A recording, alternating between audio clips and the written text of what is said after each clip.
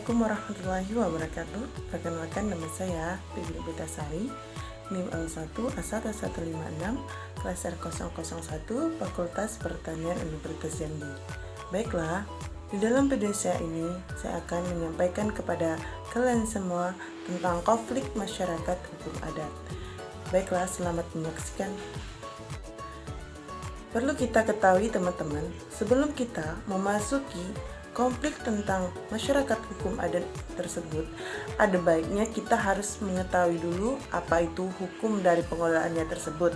Nah, untuk pengertiannya, hukum pengelolaan lingkungan di Indonesia telah ada sejak zaman dahulu, yang mana ada seorang penemu berkata, Van Vollenhoven dalam bukunya Starrecht Overzee pada tahun 1934 yang menjelaskan bahwa peraturan tentang hukum adat pengelolaan lingkungan telah ada sejak Belanda pertama kali datang ke Nusantara. Nah, jadi hukum adat ini terbentuk karena ada ketentuan yang mengatur tingkah laku masyarakat yang berupa sanksi terhadap pelanggaran ketentuan hukum adat tersebut, yang mana umumnya dijatuhkan kepada pelanggar oleh penguasa pada saat itu. Kemudian, masyarakat hukum adat di Indonesia itu merupakan masyarakat hukum adat adalah bangsa asli Indonesia dan sudah ada jauh sebelum bangsa Belanda menjelakkan kaki di bumi Nusantara. Berdasarkan studi yang dilakukan oleh seorang ahli hukum Belanda terkait dengan persekutuannya, masyarakat hukum adat adalah pergaulan hidup masyarakat dalam suatu kesatuan golongan. Kemudian, hukum adat tidak hanya mengatur tingkah laku antar masyarakat, tetapi juga perilaku masyarakat terhadap lingkungannya. Umumnya, masyarakat hukum adat mengelola hutan berdasarkan prinsip lestarinya masing-masing. Jadi, adapun praktek umum, adat sudah dipraktekkan secara turun-temurun semenjak keberadaan mereka di bumi Nusantara. Sehingga bisa kita simpulkan bahwa hukum adat merupakan hukum asli bangsa Indonesia, walaupun sifatnya yang tidak tertulis dan tidak terkodifikasi, tetapi mereka melekat dan hidup di dalam masyarakat hukum adat tersebut. Kemudian, adapun pengakuan negara terhadap masyarakat hukum adat itu, yang mana negara Republik Indonesia mengakui keberadaan masyarakat hukum adat itu. Nah, pengakuan itu juga tertulis dalam Konstitusi Negara Republik Indonesia pada pasal 18B ayat 2, yang mana yang berbunyi merupakan negara mengakui dan menghormati kesatuan masyarakat hukum adat beserta hak-hak tradisionalnya sepanjang masa hidup dan selesai dengan perkembangan masyarakat dan prinsip negara kesatuan Republik Indonesia yang diatur dalam undang-undang. Nah, jadi itulah bunyi pasal dari 18B ayat 2 tentang Konstitusi Negara Republik Indonesia. Kemudian, adapun pemerintahan juga menghormati keberadaan masyarakat hukum adat tersebut, yang mana berdasarkan Undang-Undang Negara Republik Indonesia Nomor 5 Tahun 1960, yang mana tentang peraturan dasar pokok-pokok agraria di hukum adat tersebut. Kemudian, pengelolaan hutan di Indonesia itu dilakukan oleh pemerintah berdasarkan fungsi hutannya tersendiri. Secara keseluruhan, kegiatan kehutanan baik itu di pemanfaatan kawasan hutan maupun pengambilan sumber daya alam di kawasan hutan harus memperoleh izin dari negara itu sendiri. Izin kegiatan hutan tersebut dapat kita berikan kepada perorangan, koperasi, badan usaha milik negara, dan badan usaha milik swasta Indonesia lainnya. Nah, jadi konflik pengelolaan hutan Indonesia itu banyak.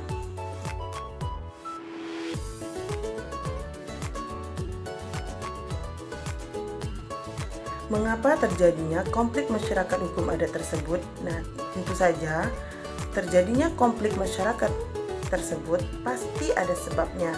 Jadi, sebab dari terjadinya konflik masyarakat hukum adat tersebut yang mana yang seperti masalah tata batas yang tidak jelas antara dua belah pihak, kemudian pelanggaran adat oleh pengusaha hutan, kemudian ketidakadilan aparat penegak hukum dalam menyelesaikan persoalannya, kemudian hancurnya penyokkongan kehidupan masyarakat adat dan masyarakat sekitar hutan karena semakin rusak dan sempitnya hutan. Dan kemudian lagi, tidak ada kontribusi positif dalam pengelolaan hutan selama ini terhadap masyarakat adat dan masyarakat sekitar hutan itu. Kemudian, perusahaan tidak melibatkan masyarakat adat atau masyarakat sekitar hutan dalam pengusaha hutan itu. Nah, itulah sebab mengapa terjadinya konflik masyarakat hukum adat.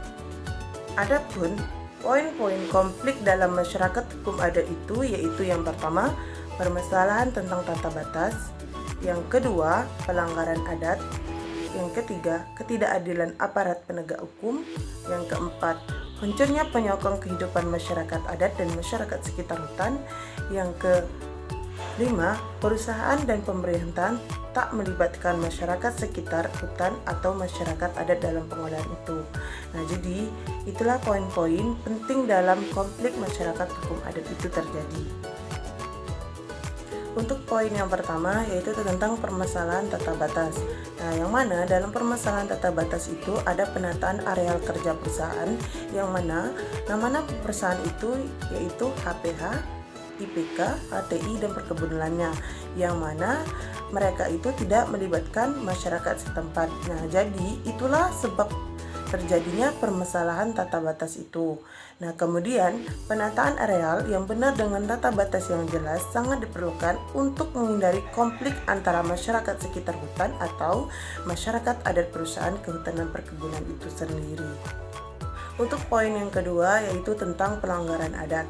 Nah, pelanggaran adat ini juga termasuk dari poin-poin konflik masyarakat hukum adat itu terjadi.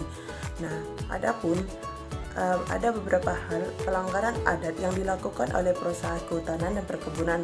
Nah, itu misalnya yang pertama, melakukan perusahaan bangunan adat sebagai tempat peribadatan. Yang kedua, pembabatan hutan adat. Yang ketiga, melakukan eksploitasi kayu di mana kayu tersebut oleh masyarakat adat merupakan kayu keramat atau patang untuk ditebak. Nah, jadi itulah sebab mengapa pelanggaran adat itu terjadi.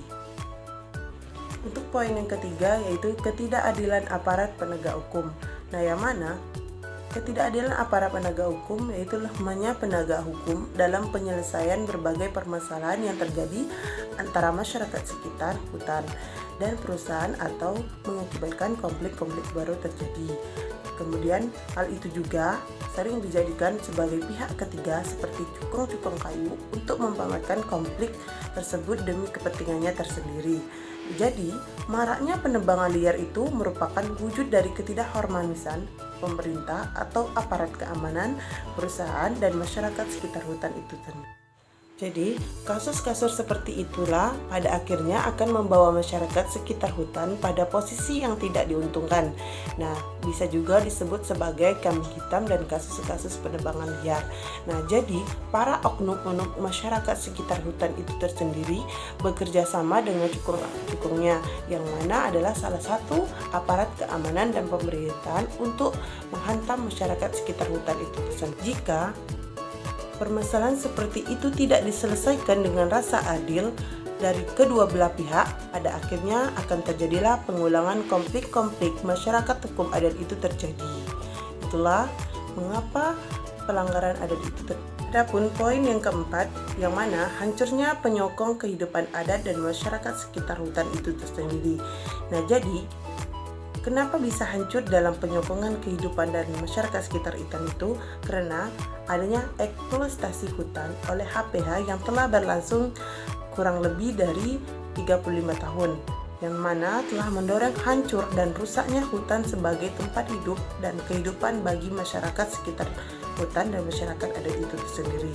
Nah, jadi tak hanya hutan yang rusak, sungai juga ikut tercemar dengan adanya limbah-limbah industri Hollywood dan industri-industri kayu lainnya yang memang itu menggunakan bahan-bahan beracun sebagai bahan aditinya. Kemudian poin yang kelima yaitu tentang perusahaan dan pemerintahan tak melibatkan masyarakat sekitar hutan atau masyarakat adat dalam pengelolaan hutan itu sendiri.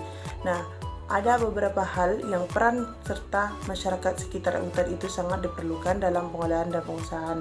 Kemudian yang mana peran dalam tahap perencanaan pengelolaan hutan itu adalah pemantauan kawasan hutan. Kemudian tahap perencanaan pengelolaan itu perlu dilakukan pada saat HPH atau perusahaan itu akan berdiri sampai dengan berproduksi.